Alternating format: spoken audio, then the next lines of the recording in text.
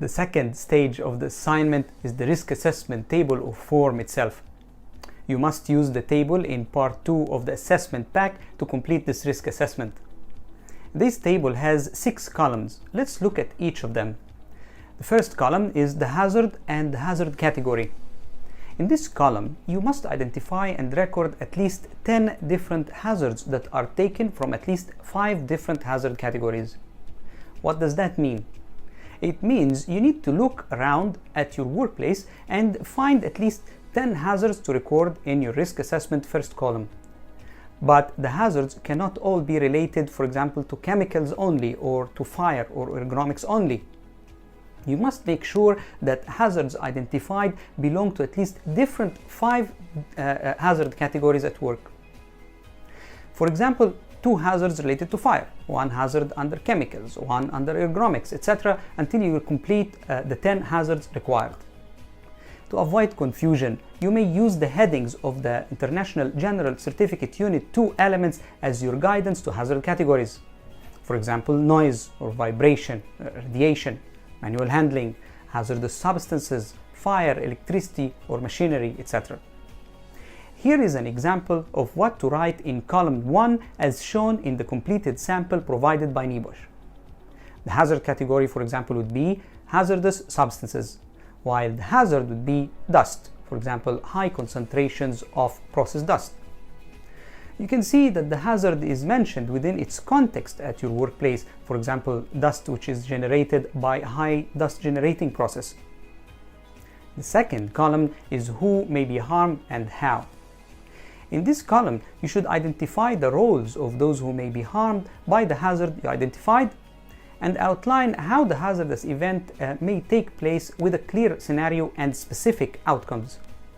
For example, workers undertaking maintenance of an equipment, and if the equipment malfunctions during maintenance, then this could cause a range of injuries from bruising to fractures or worst case scenario, death. As you can see, specific outcomes.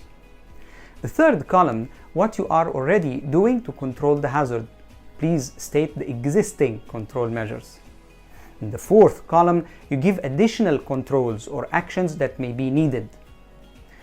Note, columns 3 and 4 work together in this exercise.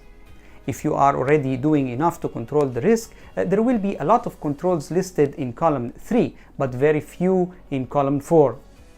On the other hand, if you have very few controls already in place, then column 3 will contain very little and column 4 will contain a lot more. They should balance each other. And the fifth column is for the time scale for the completion of each action or additional control measure. You are not supposed to give one time scale for all additional actions, but give a time scale for each. Column 6, which is the last column in this table, is for the role of the person in charge of completing each action. Be specific about the role, for example, workshop manager, not just manager. This is the end of the second stage. Always check the completed risk assessment sample provided in the assessment pack once you are done with every stage. Stage 3 of the risk assessment, prioritize 3 of the additional actions you decided for the hazards and justify your choices. For this stage, you must use the table in part 3 of the assessment pack. Once you have completed the risk assessment table in stage 2, you must pick the 3 highest priority or most urgent additional actions needing attention and write them down. These actions can be associated with the same or different hazards or hazard categories. The important thing is that they need to be your highest priority actions.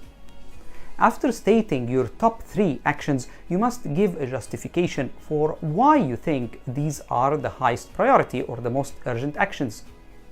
The justification you provide for your 3 choices must include at least the following: moral, legal, and financial arguments for all actions. I believe you still remember these from Unit 1. Your legal arguments must be based on the International Labour Organization conventions, recommendations, and codes of practice.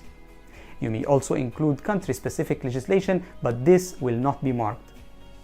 You must outline the moral arguments related to matters like management commitment to protect the employees, pain and suffering, or mental health effects that may result from accidents, etc. For the financial argument, you may outline the different direct and indirect costs of accidents in case the actions are not implemented. If you like this lesson, why don't you consider our full e-learning program? I'll talk to you there.